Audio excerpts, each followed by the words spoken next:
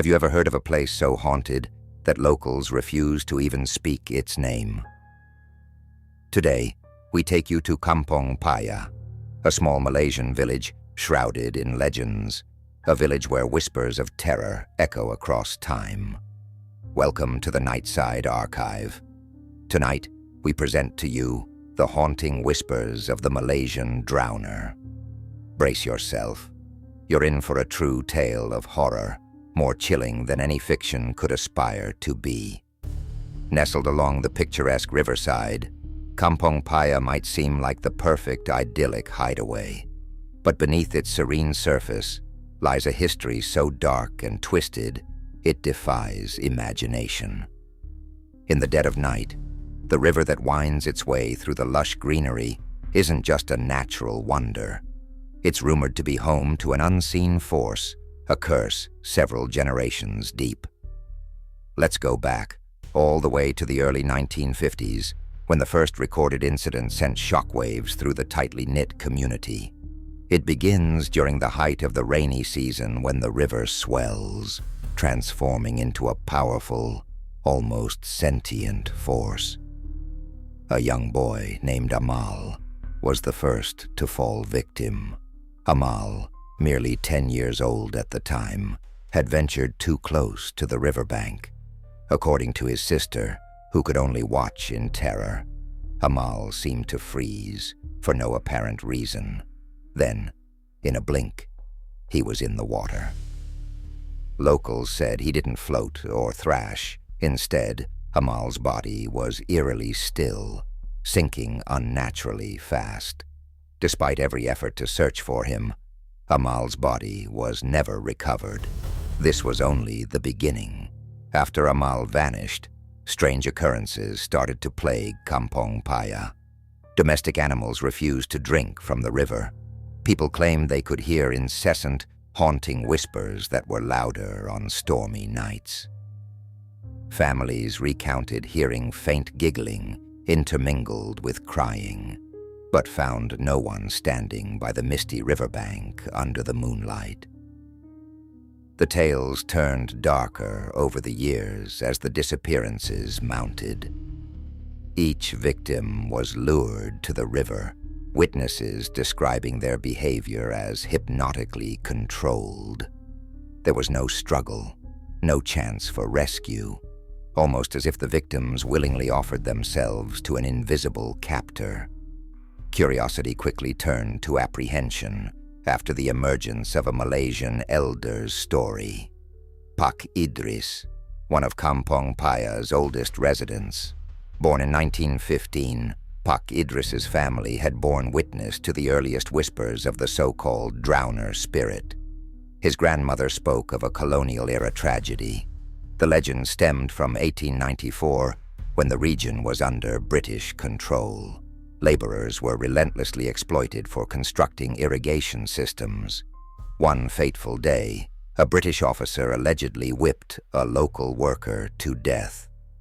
An act of cruelty that saw the worker, his lifeless body desecrated while his grieving wife and daughter cursed the officer's family line, leveraging mystical practices.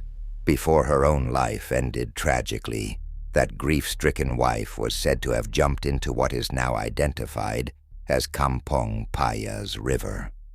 After this event, the deaths became phenomena uniquely tied to rainy nights. Strangely, only those living within proximity of Kampong Paya seemed affected.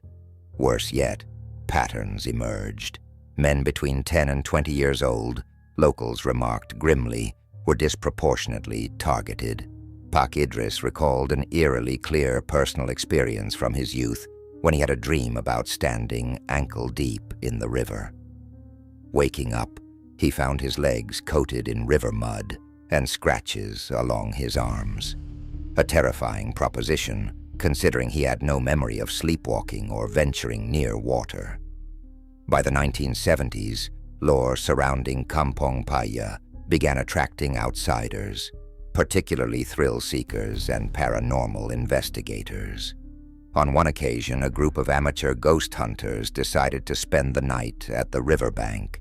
determined to record any strange phenomena.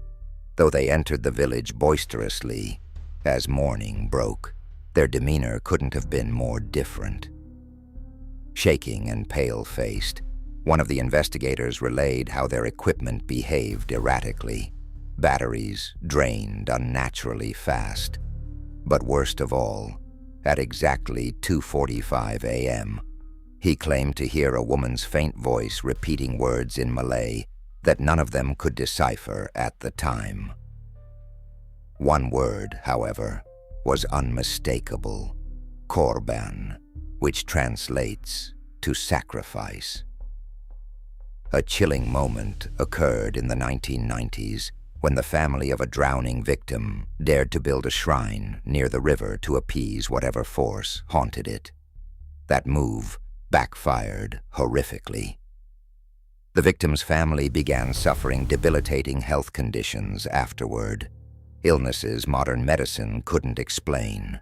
To date, the shrine remains, abandoned and overrun by nature, an eerie monument whispered to carry the curse itself.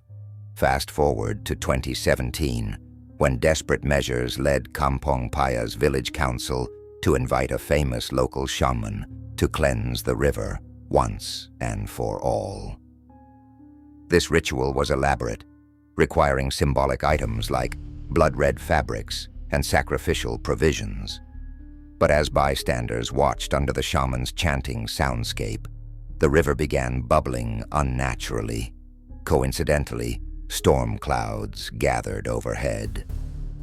The seance was abruptly interrupted when a bolt of lightning almost electrocuted the shaman, leaving the villagers convinced the river's curse was far more sinister than anyone imagined. Perhaps the most horrifying facet of this whole saga.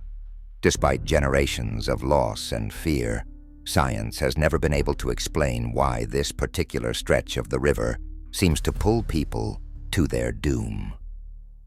Some experts argue that the river's natural currents and unusual platformations could create underwater voids, areas of suction so strong they leave no traces of victims.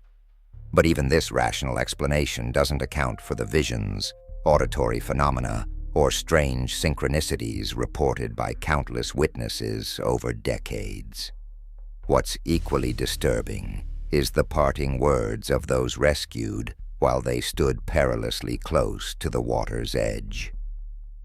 Survivors who managed to wake from this unsettling trance frequently reported the same hallucination: a woman dressed in stained white cloth, beckoning from across the river. Bewitched beyond comprehension, they all felt undeniable compulsion to obey, until jolted back by an external force like an accidental stumble or yell from bystanders. Till today, Kampong Paya's cursed waters remain something of a taboo. Locals, vivid with superstitions, avoid the riverside after sunset. Meanwhile, ghost stories like these trickle into social media lore, further immortalizing its terrifying reputation. Some claim the haunting might still be gaining strength, etching ever more tragic marks on Kampong Paya's history. So, what do you make of this tale? Is this merely folklore spiraling out of control? Or does something ancient, powerful, and vengeful guard its watery domain at Kampong Paya? Perhaps the most unsettling part is knowing that if you ever visit, the soft gush of river waves might carry concealed whispers, ones calling your name next. Remember, darkness often masks truths we dare not face. We'll see you next time in the Nightside Archive, where another sleepless story awaits.